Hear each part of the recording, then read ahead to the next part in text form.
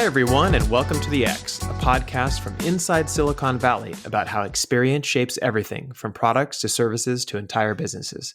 I'm Brian McLean, and I'm here with Demetrius Madrigal. Today, we're going to talk about the business of sports and how shifting demographics and how the experience demanded by those demographics are going to force a rethinking of the industry over the next 5 to 10 years. Good morning, D. How you doing, buddy? I'm doing pretty good. I have a bone to pick in this area, so I'm looking forward to this conversation. You know, I figured that was going to happen. And so I actually wrote a bunch of notes for myself because I felt like we were probably going to clash in a couple of areas, but that's okay. That's what this is all about. You mind if I start off with a story I kind of want to share with you? I think it'll kind of paint a picture of how I feel about this industry and where my thinking is. Yeah, absolutely. All right. So before the San Francisco 49ers moved into their beautiful new stadium in Santa Clara, I had gotten 2 free tickets from a friend. And I think the ticket value was about $50 per ticket to visit them and go watch a game with my dad in the Candlestick Park area. So we decided to do this. So we decided to drive. So we drove and we parked the car. It was $50 to park the car. Then we got all of our stuff and we headed in and we got some food. And by the time we got our food and some drinks and some fun stuff to eat while watching the game, I think I spent another $40 on lunch. And then we bought, I don't know, like a catalog and something else. You know, I was trying to make it a good experience for my dad. So maybe about another 20 or 25 on merch. If you're not familiar with Candlestick Park, it's like warm during the day and then like freezing toward the end of the day. So you get really hot and you're cold and you're sitting really close to people. And it was a fun day, but it was an exhausting day. It was a very costly day. And then at the end of the day, after heading out basically to our car, we had to sit in this line because we waited till the end of the game to leave. And it took almost 2 hours to get out of the stadium and then back on Highway 101 in order to head home. Now, I was with my dad, so we had a wonderful time together. But I was thinking about the experience as I was driving home and what the total cost was. And I think ultimately it cost me like $300 for 2 people to go and spend a day watching a football game. Yeah. And at the time when this was happening, or when we had gone to this game, I think the cost of an absolutely gorgeous, beautiful flat screen television for my wall would be like $1,000. And I remember thinking, like, why wouldn't I just invest this $300 towards a $1,000 television and stay home, right? Yeah. You know, between the parking and the food and the being sunburned and then being freezing, and just the whole experience itself was fun, but challenging and costly. Yeah. And so I know sports has always been this great unifier, and it's really given people like this break from normal life and something to cheer for outside of their normal existence. But I think I'm happy just watching games at home and staying in my house, making my own popcorn, cooking my own food, you know, going over to, I don't know, Wingstop or something and getting wings and then watching the game on my huge, beautiful television. Do you feel the same way? Well, what I'm hearing from you is, to some extent, you've adapted to this COVID world that we're living in, where you're enjoying everything from home. I will say that, like, I remember going to Candlestick. I think you captured it well. Like, the experience when you're in your seat enjoying the game is fantastic. Obviously, it's Candlestick and you're a very unique spot on the bay, so it can get really cold there, and people don't always consider that in California. And then the experience outside of your stadium seat could get pretty gnarly. I think I got my car broken into twice going to games at Candlestick. It wasn't in the best neighborhood, right? And then getting out of the park could be a pain. There are a lot of pain points associated with it. It didn't have a great access point coming off of 101. Like, there, as much as I have great memories of Candlestick, I also have some pretty painful ones there, or at least like memories of like dramatic inconvenience. As much as the new stadium in Santa Clara is imperfect, so many of the friction points have been improved. It helps that I live about 2 miles from the stadium, so that's a big deal. One of the things that stood out for me was when you were adding up the costs for everything, and it came out to, I think, like $300 total. I mean, that's like the cost of a pair of tickets now. That's not even parking or concessions or any of that stuff. That's just the tickets to get in the building. Well, things have changed, right? It's like Yeah, you're not going to take your family to a game anymore. Like, I don't think they're marketing towards families going to games, because if it costs you $900 to take your family to go to a game, I mean, that's just not feasible unless you're extremely wealthy, right? yeah, So, to some extent, they're signaling that they want this to be a home experience, and that attending the stadium is mostly for, I don't know, corporations and yeah. people who want to make that huge investment into owning their own seats. Yeah, I think that's absolutely true. It feels like a lot of stadiums have kind of been re-geared towards more of a corporate buyer, and it makes sense for them. It's easier for them to sell tickets and blocks to corporations than it is to try to reach out to individual fans. And the cost of these stadiums are so high, and they become controversial because of the cost to the local taxpayers and things. So it's an interesting world. I think that the at home experience is something that's kind of trapped in the past, and we can talk about that. I think that that's probably my biggest gripe, is that the sports experience has not been moving along with other media, to be honest, as far as modernization. Yeah, well, I mean, there is a huge push to inject technology into the sports category. And I was doing some research, and it's predicted that this industry of sports technology should be around 30 billion by 2024. And it's kind of broken into three categories. The first category is like athlete technology, and I think we're all kind of familiar with that one. It's like the wearables, the new helmets, like the Whoop and things like that, where they can look at their stamina and things like that, and recovery health, like ice baths, saunas, nutrition, sleep, like all of that kind of stuff. Then you have stadium technology, which is everything related to in-venue services like delivering food to the seats and e-tickets and, analytics of measuring, how people are responding to certain plays and events, and how fans are responding and engaging with ads, that kind of stuff. And then the biggest section is fan engagement. And fan engagement technology is basically pumping a ton of thinking into content platforms like and Hmm. live streaming, stuff like that. So those are the areas that seem to be getting the most investment. And actually, I found a survey that was conducted in 2019, which is definitely before the pandemic hit. So things are changing a little bit. We can talk about that. Hmm. But they surveyed kind of experts, investors, founders, professionals from teams, leagues, media properties, and just kind of trying to figure out where they're going to make their investments in the future, specifically in the next 12 months when it comes to sports technology. And by far, the biggest segment is in fan engagement technology, live streaming, and content. Yeah, yeah, Um, that makes and I, perfect and sense. I think they see that opportunity. Yeah, it makes perfect sense, right? Yeah, I mean, the reality is a lot of the stuff that's coming out for the athletes, the wearables, the turning around game film more quickly, getting it chopped up so you can get directly to the play you want to see. That kind of stuff it's going to have a market because it's going to help these athletes and these coaches in their performance.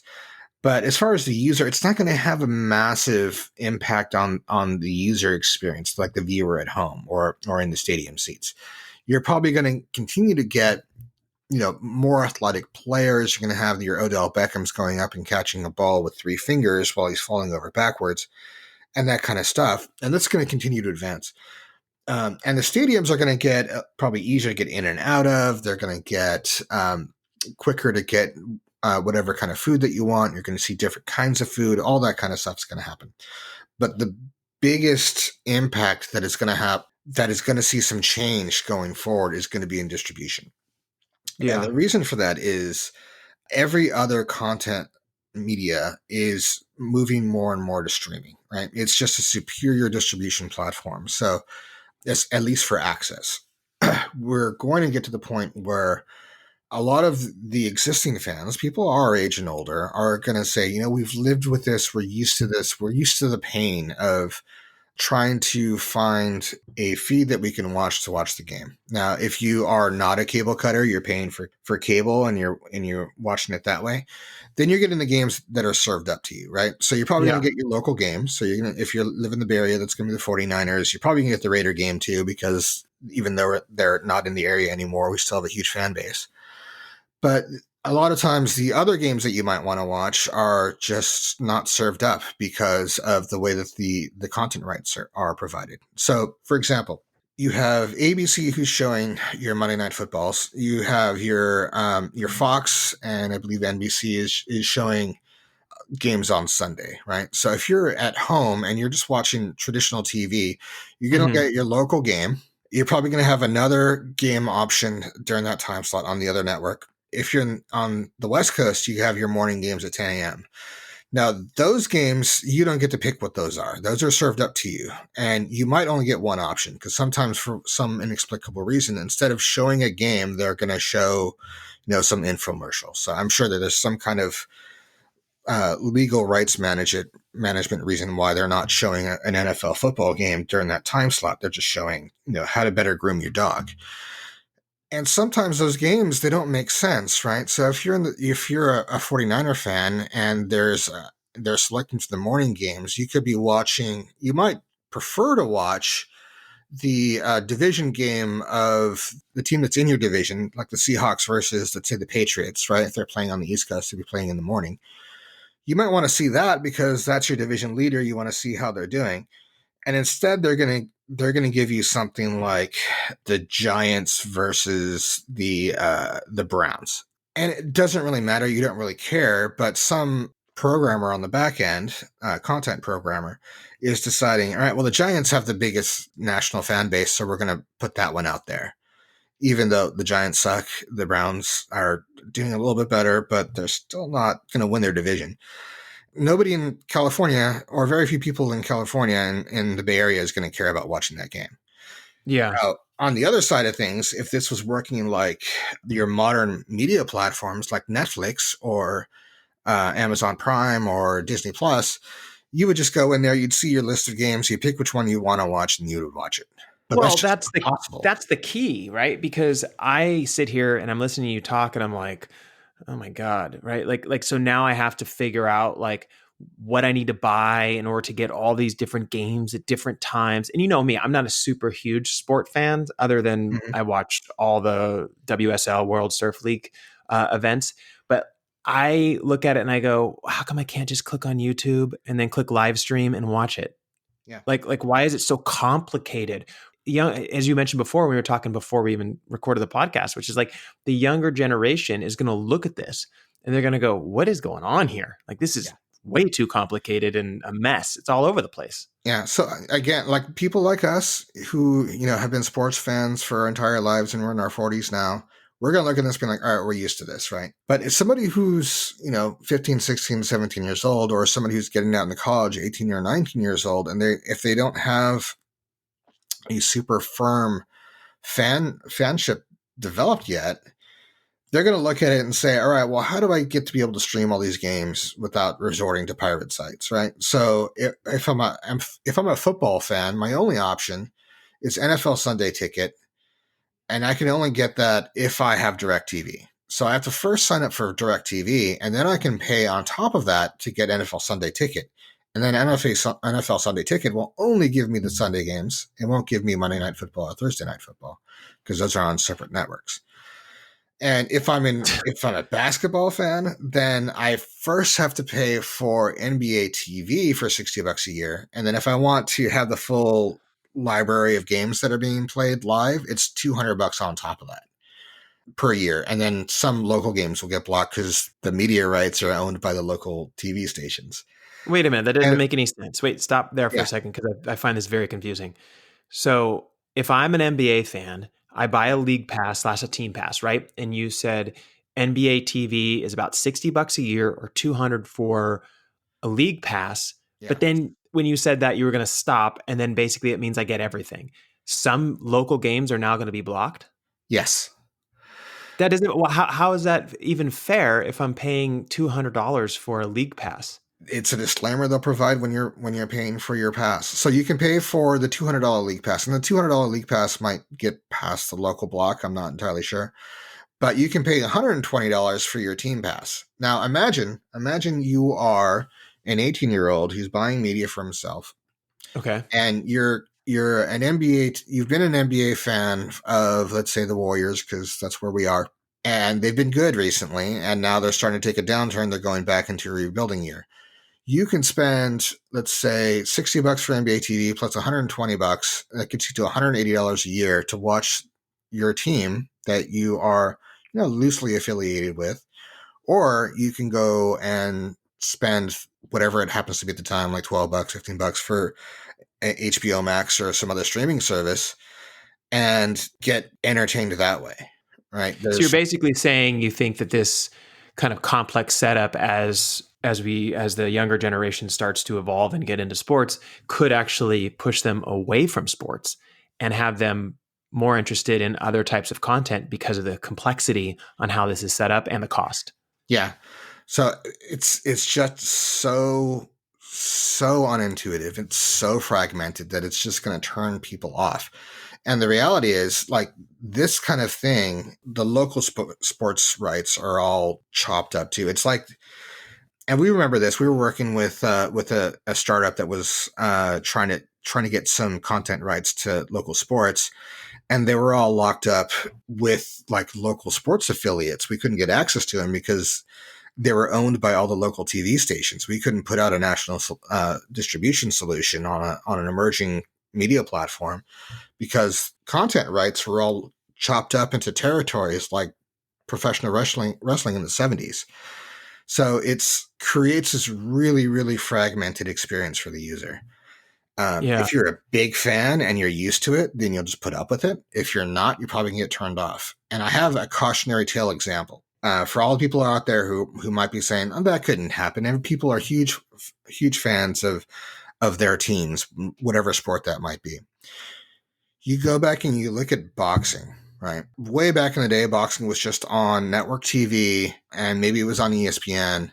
And then when you got into the 80s and the 90s, it started to show up specifically on paid TV services. So pretty much just HBO and Showtime.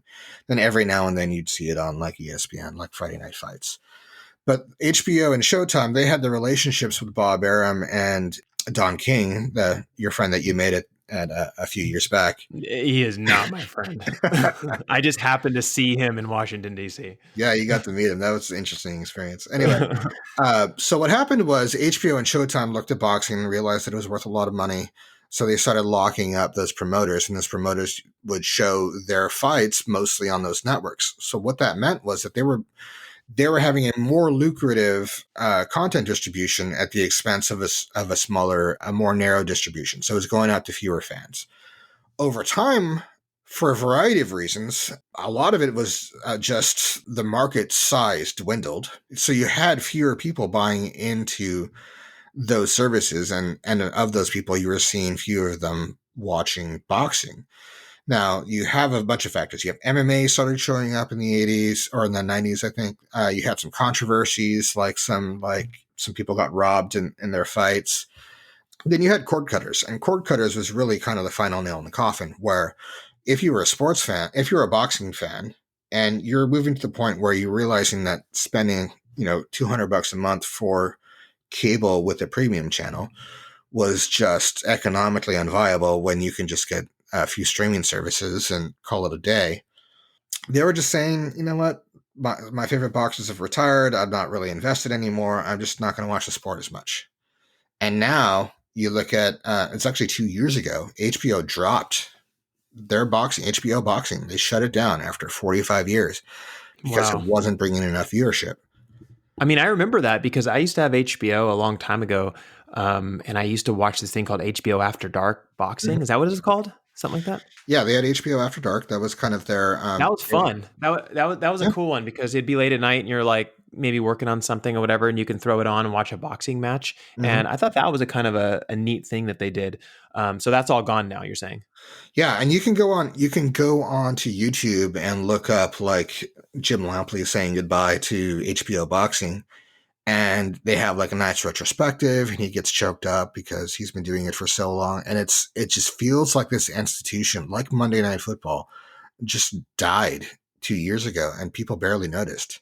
Yeah. So Well, I mean, it now, kind of makes me think about this, pay per content thing, right? So, like, if you want to watch an MMA fight or, the recent fights last year of Tyson, right? People just kind of pay and then watch that one fight. What do you think about setting something up where every one of these events are available and people can just pay a little bit to watch each one instead of buying these subscription models? well, I think the subscription models, they work much better for kind of team sports like MLB and NBA and NHL and NFL because you're watching through an entire season. So it's the performance in an individual game, unless it's a playoff game or the Super Bowl, it's not really provide a lot. You're not getting the whole story, right? So that's, if you think of the season as a story, it's like, all right, well, here's we started off in September with our Act One. We're establishing ourselves as like some wins or losses. We're going to see kind of how the season goes. And you get to around Thanksgiving where things start to come to a head and you start to see the playoff picture. That's kind of your Act Two, what's going to happen. And then you get into the postseason, and that's when everything comes to a head, and you know who's going to be the champion or who's going to make a deep run in Yeah. the playoffs. Right? There's like a whole story that stretches out over months. So subscription makes sense for things like boxing or even MMA. If you're a fan of certain boxers, which is a lot of time, this is how this works. People are fans of specific athletes these days, even more sometimes than a team, because sometimes the teams just let you down. Sometimes the players just let you down. But if you're a fan of an amazing player like J.J. Watt, for example, then for most of their career, they're just going to be that player, and they're going to be an excellent performer. Yeah, it's interesting that you said that because we're actually seeing the same thing happening in investing and companies. Is Hmm. that people are not interested in these like general big funds or whatever, but Yeah. they're actually interested in following and investing into like specific companies. Like the younger generation is seeing that. I wonder if the younger generation is also doing that with sports, like you're saying, where they're just like, oh, I like this player, and this player, and I just want to know everything about them. Yes, and to some extent, I think that's driven by fantasy sports, where fantasy sports is allowing people to engage on a much deeper level. You're getting more involved with the actual performance of that game. It's not just about wins or losses; it's also about performance of those individual athletes. And you're paying attention to them. You're tracking their career, like how do they do in certain circumstances. And then you're seeing, for example, this was a great kind of case study of Tom Brady leaving the Patriots and going to Tampa Bay because there's quite a bit of talk of people who now having split allegiances where the Patriots haven't looked that great this year. Tampa Bay seemed to be doing pretty well. So there were definitely some fans out there who were like, you know what, I'll still call myself a fan of the Patriots game, but if the Patriots game is on at the same time as Tom Brady playing with the Bucks, I'm going to watch Tom Brady. Yeah, that makes a lot of sense. I mean, I kind of do the same thing with surfing, right? I know, for example, when Kelly Slater is going to be surfing in an event, I'll probably, dive deeper into that event and, mark the time when it's going to be on and make sure I don't miss it if he's going to be in it, just because I like watching him surf. Yes. So I think one of the questions, D, is where does everything go from here? And I had this idea the other day, and I know that I like using the NFL as an example because I understand that, like, there's this bigger business of the NFL, and then the individual teams have some flexibility to do things differently than other teams. But I think about football. I think about the experience I had going to that game. I think about the experience of being at home and watching the games. Watching the Super Bowl. I also think about how people are ordering or ordered masks, you know what I mean, with their favorite team logos on them and t-shirts and different things like that. And I keep thinking, like, if I was the president and CEO of, let's say, the San Francisco 49ers, I would be thinking about how I can change the experience for my most dedicated fans to make it more in line with what their needs are.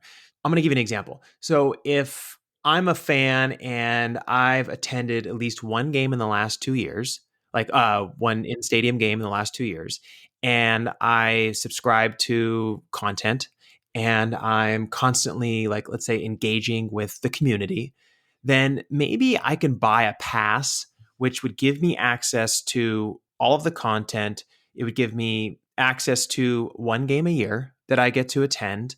Maybe it would give me some coupons for some free food so I can take my family, things like that, and create a more full experience. Because I do feel like if I watch the games, but then I decide I want to go to a game in person, now I have to go buy these tickets, make this huge investment. It doesn't feel like I'm, and this might be a bad choice of words, but like welcomed. I feel like I have to kind of like find my way into it. Yeah. I'm not being called and saying like, hey, I or reached out to and someone says, hey, I noticed that you're really consuming a lot of our content, having a good time and part of our fantasy league and that kind of stuff. We just want to invite you to come to a game. We have some extra seats next weekend. It doesn't look like it's going to be a full stadium. I'll give you some coupons for some food. Why don't you come and have some fun with us? I feel like Well, that would like cement the experience. yeah, I think providing additional access for people to come and actually attend games in the stadium would do wonders for them. It's just a question of how to make that happen. So if you're in a non-COVID year, pretty much every regular season game is pretty sold out and pretty heavily attended, no matter what you see on TV. So if you watch a 49ers game, for example, on TV, and it looks like a lot of seats are empty, there's actually a concourse area that people like to watch the game from. It's shaded. It's where the food is. People just hang out there. So they're standing watching the game. They're just not all at their seats. And then a lot of the ones down near the 50-yard line, they have like a lounge inside where they can. Like I've been inside the lounge. It's pretty awesome, actually. They have TVs everywhere. You can look out onto the field through these big windows. But you have a little bit more of like a multimedia experience where you're going to this bar. It's like a cross between a sports bar and the stadium, but it's just a much more complete experience. Now, for them to somehow provide a combination of a streaming experience and a stadium experience, it's complex. Not everybody lives close enough to a stadium to attend a game easily, right? If you are up in Chico or down in San Diego or something, and you're a 49er fan, then getting tickets to a game is going to be a much more complex thing if you just live in the Bay Area and you're going to a game, which is quite possible, especially for some of these teams with massive fan bases, like the Cowboys, for example. They have tons of fans in LA. So getting them to the games is going to be a little complex. It might be something where like you can potentially have the chances to win more frequently tickets to a game, or if you're local, you can buy into something where you can go to practices, you can go to meet and greets, and then included in that package is like tickets to a game. I think what I'm looking at is a lot of the TV services like Fox or NBC, CBS, ABC obviously has Disney Plus and ESPN Plus now. They have their own streaming services. It's entirely possible for them to add something like an NFL Sunday Ticket onto their streaming service as an add-on, right? Mm-hmm. So you imagine that and this would take all of the content rights contracts to be kind of redone in a new way. The TV contracts being the sole source of revenue for TV rights, you now allow for those like Disney Plus and ESPN Plus and ABC to sell a streaming package that allows them to watch games. It gets paid through ABC. They take their cut, and then the rest goes to the NFL and it gets distributed. And within that cut for the NFL, like if somebody watches like a game on Fox, then ABC maybe pays some amount or provides some of that revenue to Fox in a revenue sharing arrangement. It's not that different from what the NFL does, where they aggregate all of the TV revenue and then distribute it evenly to the teams. It's some kind of working relationship between the different networks might be the way to get to a point where all of the different streaming games are available to everyone, rather than it just being kind of closed off within these walls, like they're walled gardens. I mean, what if we saw something happen like that has happened in plenty of other industries, where a big company like, I don't know, Amazon or something comes in and says, I'm just going to buy the NFL. Uh, And and there's no more of this local advertising, none of this stuff. Everything is going to be streamed, yeah. 100% of it. If you want it, you got to go to Amazon Prime to watch a game. Every single game is available as long as you're a Prime member. Well, the challenge with that is you can't just buy the NFL. The NFL is not really an acquirable entity, right? It's a trade organization primarily. It's not really a corporation. What Yeah, you would I have to know, but I do, mean, you could buy the rights to everything, right? you'd have to negotiate with for the rights to everything against all the other buyers, and even Yeah. then, they might choose not to sell to a single buyer because having that competition works for them pretty well. What you would have to do in order to acquire the league basically is to acquire the 32 different teams. Ooh, yeah. Yeah. That'd be a big undertaking because I don't think the majority of people who own the teams, the families that own the teams, would be willing to sell their team. Yeah, especially if you're looking at like the Steelers, for example, or with the Rooney family, they're not interested in selling that team. That's been in their family for generations. That's extremely important to them. Exactly. I wanted to talk a little bit about VR AR. I'm hearing a lot about this in sports and that people are interested in trying it out. But do you think that this is something that's going to really penetrate into the end user in their home? So it's the idea that if you put on, let's say a VR headset, that you can be on the field, you can be with the player, you could be with the coach, you can be with those cameras that fly over the stadium and just have a closer, more realistic experience of what it's like to be a professional player. This is a tough one. So here's the thing. I think that if it's a made available to fans, the fans will use it. They first have to acquire the hardware, right? So it's a question of whether or not it's worth it to them to buy the hardware just to have this service, especially if they don't know if it's going to stick around. But if you're already a fan, if you already own VR, if you already have it for gaming, for example, if you have PlayStation VR, if you have Oculus for gaming, and you're a sports fan, then it makes perfect sense. I think they would absolutely get into it. One of the problems with VR is that you are kind of cutting out a little bit of a portion of the population because of motion sickness, simulation sickness. True, yeah. But just the idea, and it's so low cost for the teams, right? They're basically a 360 camera with an omnidirectional microphone, and you just put it somewhere on the sideline, right? You can put it at the 50-yard line, and then Yeah. anybody who's plugged into this stream can just be there in the game, right? Just in the stadium, like they're sitting right there on the sideline, and you can archive it so that if you have some game that turns out to be an all-time great, like I think 2 years ago, the Rams versus the Chiefs was an amazing game.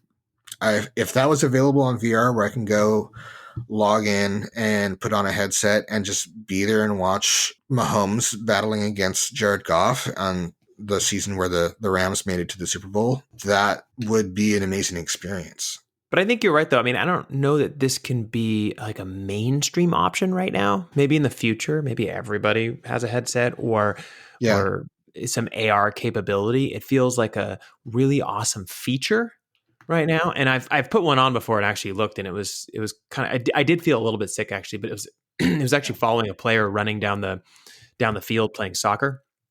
Yeah. And I was like, dude, I really felt like I was there. But at the same time, I did feel a little bit kind of nauseous So after a I while. think it's an amazing experience. I think one of the things that's going to hold it back is that VR has struggled to really find a use case that can be mainstream. Like gaming is huge and it's going to be much more mainstream over time.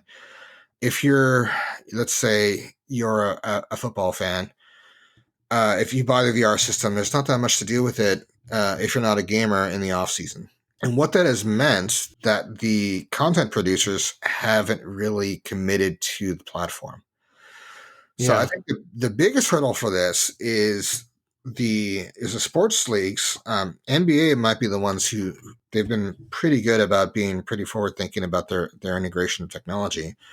But a lot of them will take a wait and see and wait for VR to become mainstream. And I think it's going to take another hardware revision or two before we get there, before they implement this. The other thing I just thought of is because it's a it requires higher resolution and less lag than a normal stream, then that can cause problems too for a live stream for VR, right? If it's stuttering, if it's lagging, if you're artificing or dropping frames or something, it can really damage the experience for VR remotely. Well, let's talk about this for a second. So we went through and we talked about the distribution and we talked about VR and we talked about the in-stadium experience and how most people, are basically getting their content from their home, right? They're not sitting in games every week like maybe they used to a long time ago. How do we craft the perfect experience here, right? So every time you and I talk about companies and products and investments and things like that, we're not always just looking at the finances of like, oh, look how many people are on this platform.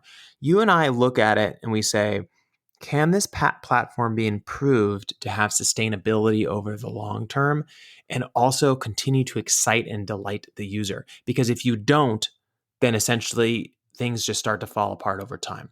How would you frame up the next generation of experience for the sports fan? Forget about, all the regulations and, Yeah. issues and that kind of stuff. But if you just started from scratch and you had this white piece of paper in front of you and it was like, okay, you have a 17-year-old, 18-year-old that's just starting to get into sports, you want to craft that experience for them. How would you go about doing it? Well, the first thing, of course, is to get to that streaming neverland that we always talk about, and that's as simple as people have to be able to watch what they want to watch when they want to watch it. So that's number one. Assuming that's taken care of, and that's just all legal right now. That's all legal and content rights. The next step is another layer of engagement. We're starting to see that with fantasy sports and also with video games like Madden. You start seeing a little bit more of a integration across those different experiences. I think we have a very interesting place where if as you're watching the game, you could be watching one game and you can get an alert that, oh, hey, starting running back on this playing in this other game is going off for huge numbers. Do you want to watch that also, or do you want to switch to that game, or do you want a picture in picture? That's something that, as we get some integration, can provide some great options. The other thing is being able to integrate some real world experiences into your whatever year it happens to be at the time, 2024, of, hey, let's replay this game that just happened. You will get the same, as you're playing offense, you're going to get a lot of the same defensive calls that team called against you. So if you're playing the Ravens versus the 49ers, you can have that Ravens run first offense with Lamar Jackson going up against the 49ers cover three shell. What do you do in that situation? How do you respond to it? Given that the game's going to call the game, going to make their play calls in the same way that, or a very similar way than what happened in the actual game. Yeah. I hear all this, and what I keep thinking about is like, if I'm brand new, I'm going to use surfing as an example because it's something that I like to watch. You surf, you're into it. You go to the WSL website. This is just an idea, right? You log in, you maybe pick a couple people that you're interested in watching or events that you're interested in, and it kind of builds your own custom dashboard. And within that dashboard, I can just simply log in and click on watch live event or buy merch or attend an event. It's all done in one place. Like, it's not, oh, I got to figure out what channel I need. I got to go get one of those antennas to plug into the back of my TV to see if I can get this game. Oh, I want to buy the merch, but the merch is sold through a secondary source because they don't have the rights to sell it on their website. And just all these like issues that I constantly run across in different areas. Now, to be fair, the WSL, I think, has it pretty dialed in. I mean, you can watch the events, look at, watch commentary on your favorite surfers. You can buy the merch directly from their site. They tell you exactly which YouTube page to go to watch live events, right? It's pretty dialed in, but it's also a much smaller sport than football, right? Yeah. But I think about that experience, and then I think about football, and I think about basketball and things like that. And I think we just got to bring it all into focus and make it simple to use, simple to engage. Everything's in one location. even if on the back end it's reaching out to all these different places and getting all these rights and handling all that stuff, I think all that stuff would be hidden and everything should be right up front. I should be able to do it on my phone, on my laptop, anywhere I want. There shouldn't be, oh, you can only stream this game if you're on Wi-Fi, which I've heard is something that happens sometimes. You can't do it if you're, on your cell service, or watch it while you're sitting in your car. And you're like, why not? Right? They're trying to get around people like stealing content and that kind of stuff. I think you worry way too much about that. I think it's such a small segment. I don't think any of these organizations should care. I think they should focus on providing a superior experience to their customer, and they'll double their revenue. They'll double the amount of viewers. I just feel like they're 10 years in some cases behind on properly layering the user experience compared to things like Netflix and Disney Plus and things like that. Mm-hmm. Well, you and I have seen it so many times where, from a revenue standpoint, they'll look at it and say, and not just sports teams, but any company will say, if it's not broke, don't fix it. And sometimes what that means is that something doesn't get fixed until it's well past broke. Yep. Because you can go from not broke to completely destroyed much faster than you can imagine. And I think to kind of wrap this podcast up, this was really exciting. I mean, we both have very strong opinions about this stuff, and we should. I mean, as sports fans in different categories, it's something where strong opinions usually end up driving new experiences, and usually ones that are better, right? When the fans step in and say, I'm not happy with something, usually it kind of shakes the tree and gets things moving. But I want to talk about our predictions for the future and how we see this stuff kind of unfolding, because with coronavirus, it's kept everyone out of the stadiums, obviously.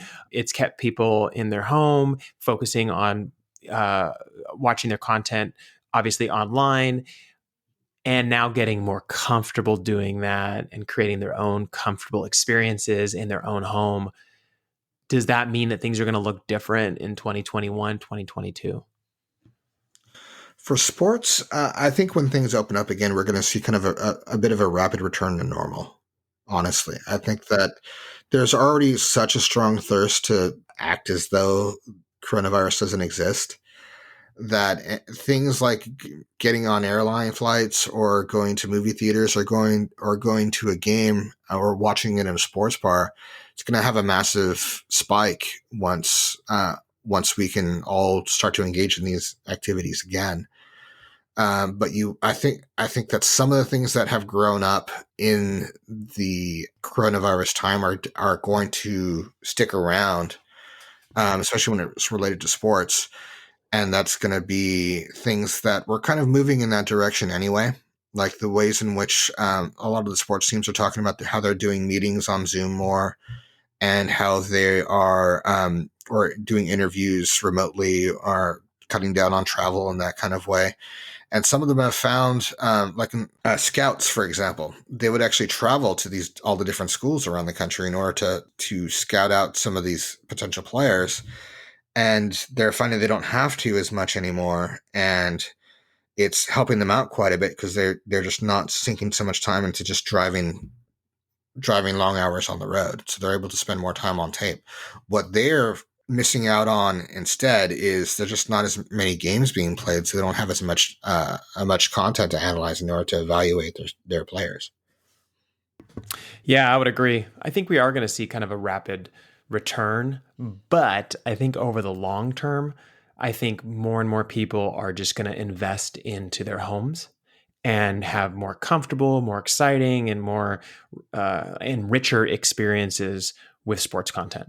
I think it's just a kind of a doubling down. I mean, I've talked to so many people that are like, oh, I upgraded my television, or I got a new couch, or I'm thinking about buying that VR headset. Like, I feel like when you're not spending money, maybe going to games and traveling as much, you start making that investment. And once that investment is made, then you kind of want to use it. Yeah, you know what my brother did? You'll like this. He set up a TV with stadium seats outside by his pool and his barbecue. So he can barbecue with the kids in the pool while watching the game outside. Yeah, I mean, that's that's awesome. right? Like that's the amazing experience I think that everyone would love to have. And look at that. He pulled that together in the middle of coronavirus, right? Yeah. So I think there's a lot of other people doing the same thing. And I think that's something that these leagues and everyone needs to keep in mind. It's okay if they do that. You just have to adapt to it and you have to provide more for them so they can have a better experience and continue to plug into your content and your brand. But hey, this was a great podcast. I had a lot of fun doing this, D. And for all of our listeners out there, we'd love for you to subscribe to our podcast. We're going to keep doing these deep dive episodes and continuing to have guests on, different, unique, and interesting guests that we think are going to help serve you in building better products and making better investments. So thank you, everyone, and we'll chat with you next week.